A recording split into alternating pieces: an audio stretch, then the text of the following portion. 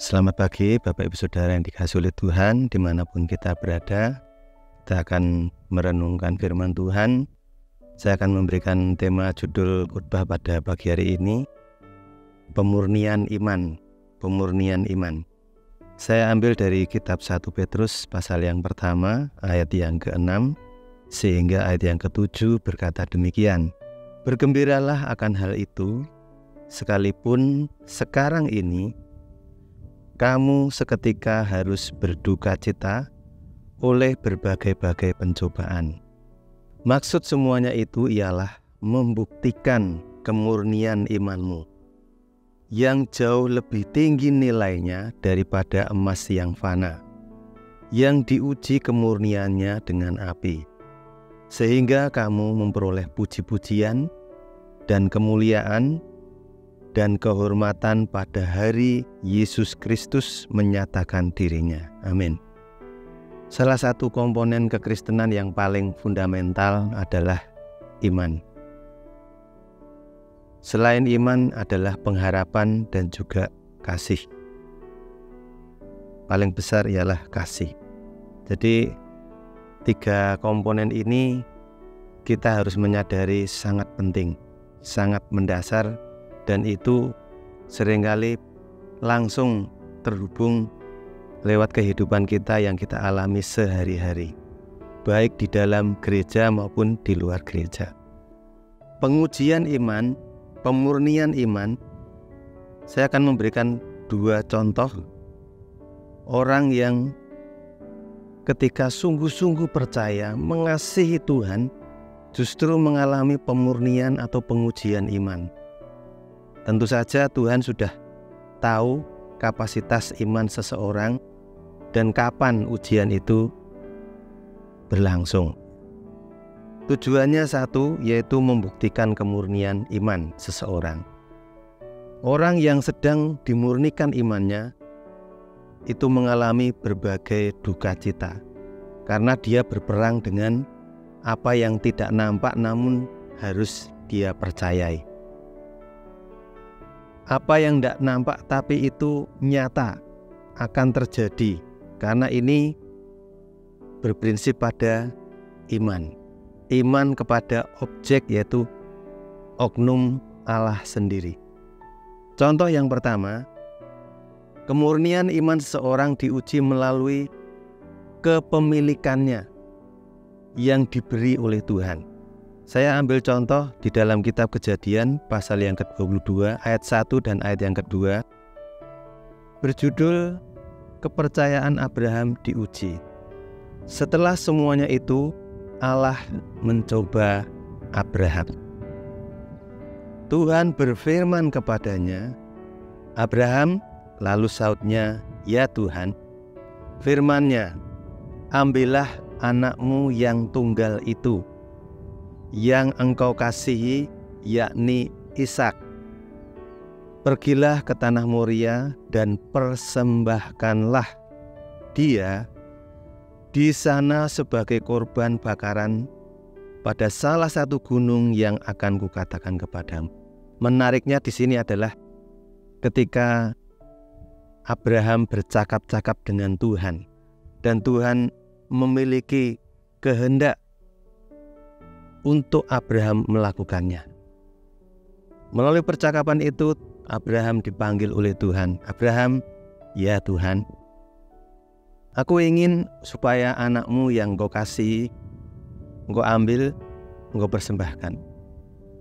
Saya merenungkan ayat ini bahwa anak tunggal yang dikasihi oleh Abraham itulah satu-satunya milik yang paling berharga yang dimiliki Abraham melalui janji Allah. Abraham menunggu seorang anak laki-laki bernama Ishak ini waktunya 1/4 abad, 25 tahun menantikan anak laki-laki ini, dan ketika sudah pada waktunya diambil oleh Tuhan supaya dipersembahkan. Disinilah kemurnian Abraham diuji. Kepada siapakah objek iman Abraham? Apakah kepada berkat pemberian Tuhan atau si pemberi berkat. Ya. Seringkali berkat itu melekat ya dalam hidup kita, sampai begitu kita sayang banget, kita tidak bisa melepaskannya dari apa yang ini berkat Tuhan yang istimewa buat saya. Ini anak ya, belum lagi nanti pasangan hidup, harta benda dan lain sebagainya. Pendek kata, yang paling kita sayangi, yang paling kita hargai ya. Disinilah pemurnian, kepemilikan. Pemurnian iman melalui kepemilikan.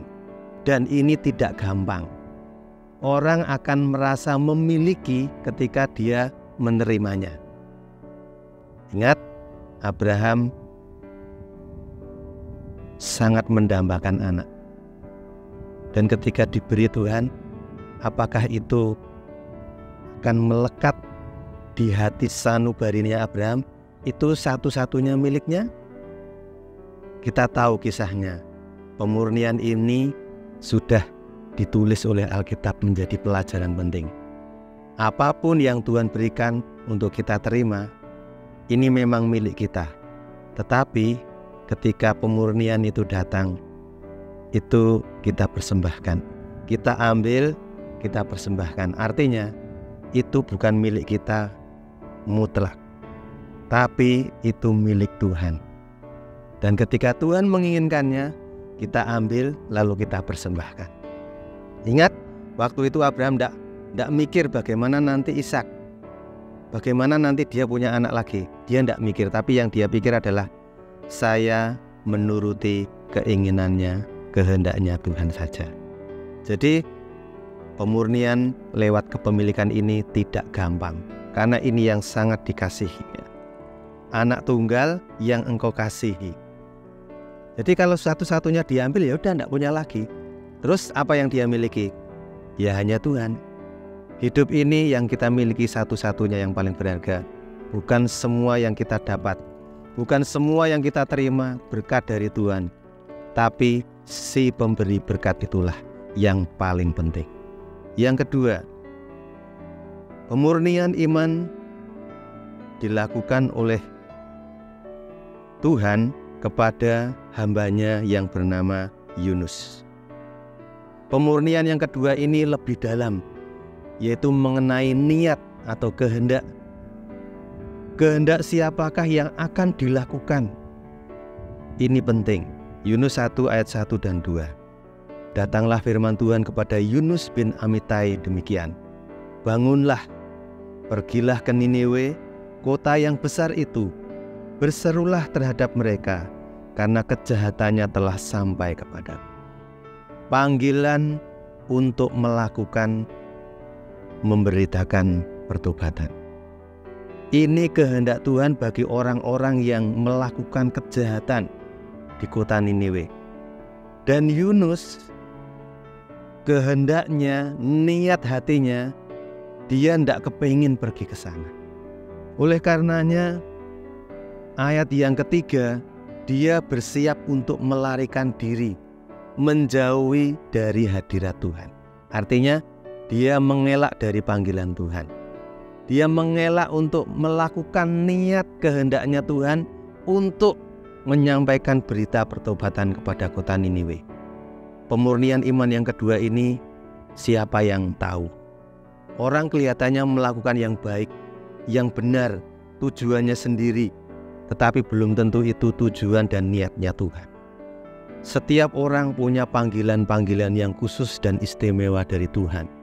Baik itu orang tua untuk anaknya, istri untuk pasangan hidupnya yaitu suaminya, suami untuk istrinya, ataupun keluarga besarnya, ataupun di tengah pekerjaan dan lingkungannya.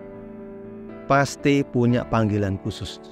Jadi pastikan panggilan khusus itu kita mau melakukannya dengan niat yang tulus. Tuhan, kalau memang Tuhan ingin aku ditempatkan di tempat ini untuk aku menjadi berkat bagi orang ini, lakukanlah dengan setia. Jangan mencoba menentang kehendak Tuhan, karena itu sebetulnya wujud niat kasih Tuhan untuk menyelamatkan dan memberkati orang banyak. Melalui hidup saya dan saudara dan saya dipakai oleh Tuhan memberkati banyak orang. Ya, memberkati jiwa-jiwa. Lewat apapun juga, Tuhan pasti berbicara. Jadi pastikan ketika kemurnian iman kita diuji, melakukan kehendak Tuhan, lakukan dengan setia. Amin. Mari kita berdoa. Bapa di surga, terima kasih karena Tuhan berbicara, memurnikan iman kami setiap hari. Lewat kepemilikan hidup kami, semua adalah milik Tuhan. Lewat niat kehendak kami yang kami lakukan, biarlah seperti pengajaran doa Tuhan Yesus, kami mengundang kerajaan-Mu, datanglah kehendak-Mu, jadilah, bukan kehendak kami Tuhan. Terima kasih, dalam nama Tuhan Yesus kami berdoa. Haleluya. Amin.